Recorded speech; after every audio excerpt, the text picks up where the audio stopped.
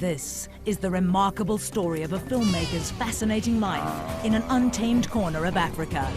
A wild world, seen through his lens.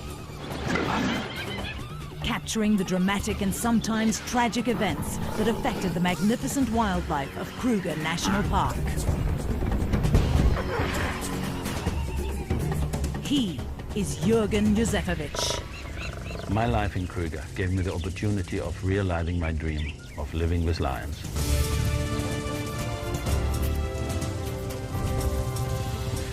By 1998, Jürgen had produced 9 films about the wildlife of Kruger. Now, after several years, Jürgen and his wife Terina return for the first time to their old family home to retrace their footsteps and relive some of the most memorable experiences of their lives.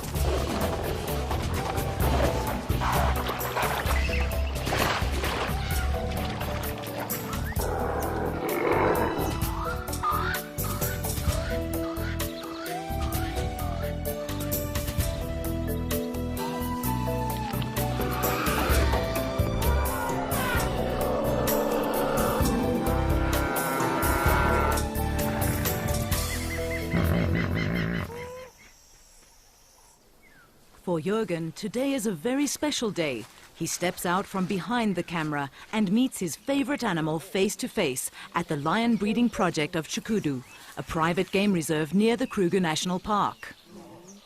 This is great. I can get so close to the lions and touch them, even play with them. I would never do that with the wild lions of Kruger. If I tried, they would kill me. Jürgen feels that these great cats personify the wilderness and its freedom. A shrinking wilderness now preserved only in unique, untamed parks such as Kruger. As soon as Jürgen and Terina step through the gates of the Kruger National Park, they'll be in a completely different world where life is wild, untamed, and unpredictable. Established more than 100 years ago, the Kruger National Park in the northeastern corner of South Africa is the country's largest and one of Africa's oldest game reserves, covering 2 million hectares, an area larger than Wales. Johan Olofse is one of 22 section rangers needed to control such a vast area. But today, he takes time out to welcome his friends back to the world-renowned wilderness that was once their home. Good to see you again. Good. Fantastic to see you, man. Look at this one. Again, That's great. nice to be back, huh? Welcome back to Kruger. I missed you, huh? I really missed you. It's going to be great to share the bush with you again. Fantastic. You'll find everything has changed, but nothing has changed. Kruger's vast expanse includes numerous ecologically diverse areas of distinct characteristics, varying from dense riverine forest to woodland savannas. Each zone a preferred grazing or hunting ground for the thousands of animals of Kruger.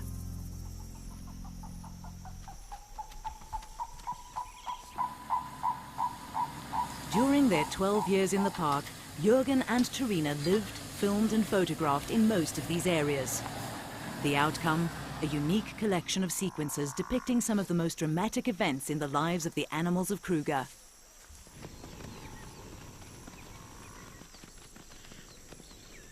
Husband and wife grew to know the animals so well through their filming and photography that natural events touched their lives as much as they did the wildlife, the exhilaration of a birth or the sadness of a death, and the heart-wrenching despair of a natural disaster.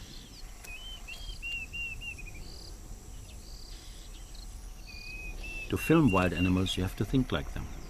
You have to know how they will react. But at the same time, you have to survive in their environment. When you're on your own, you have to become part of nature. Living in the bush is like entering another dimension. It doesn't matter who you are out there. Here, you are the weakest species. Easy meat. Big love.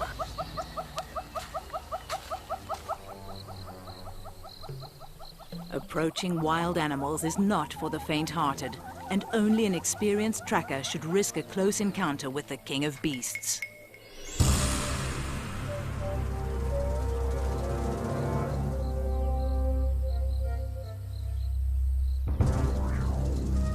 Alone, armed only with his 16mm film camera, Jürgen spent years following the animals, a silent observer, never an intruder, recording nature as he saw it.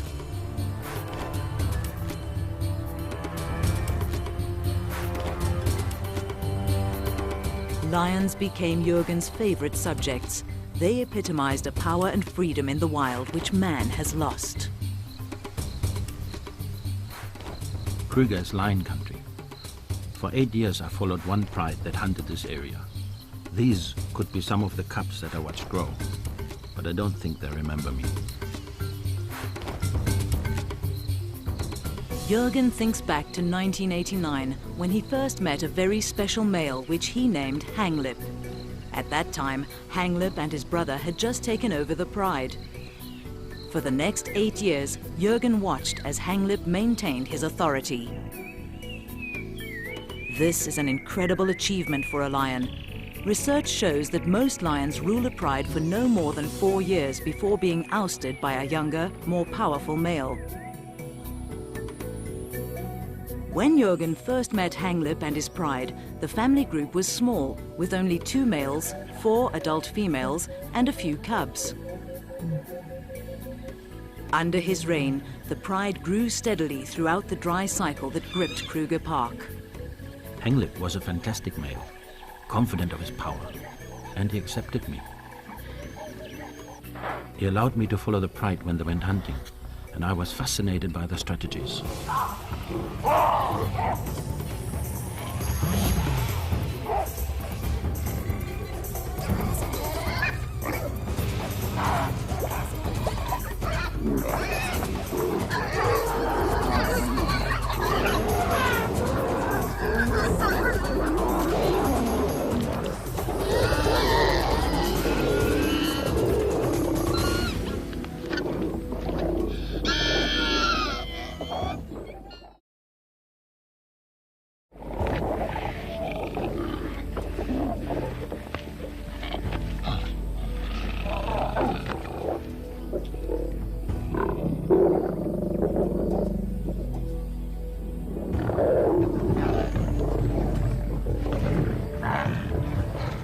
Lions set up their territories where hunting is best, but not all of Kruger offers an ideal habitat for them. In 1986, when Jürgen and Terina arrived in Kruger, they were based in the remote northern area of Pafuri. Here there were fewer lions, but the Levuvu River proved to hold other surprises, for Jürgen as a filmmaker, as well as Terina as a mother. Being the wife of a wildlife filmmaker is a completely different life. From being your own person, one becomes a person that follows another person's dream. And it depends on whether you enjoy that or not. I really enjoyed being part of a dream. I enjoy being in the bush. I found that when the kids came, it became a little bit more difficult. Sometimes I would take my son out filming with me. It was great. I loved having my family with me in the bush. Life was good, but these were times of change, and a frightening shadow loomed overhead. Animals is one thing. One can be scared of those. But people are different. People with AK-47s hold a totally different threat. In the late 1980s, this remote area of South Africa, bordering Zimbabwe and Mozambique, provided an ideal, unprotected entry for freedom fighters. They came at night, on foot. The scariest part for me in the bush was when we were huddled around the fire at night and we knew they were out there. We heard gunfire, but there was nothing we could do. We were totally vulnerable. Of course there were risks, living with a family in this area. But if wildlife filmmakers only worked where political situations are perfect, they would never make films. Now, 12 years later, the political situation has calmed, but life in the park continues as always. Some of the cycles are as predictable as the passing of the seasons, while others as unpredictable as a wild animal. Today, Jürgen instinctively applies all the lessons he learned while living in this untamed environment. He's confident that some things never change. To find the action, he looks for tracks in the sand by the river.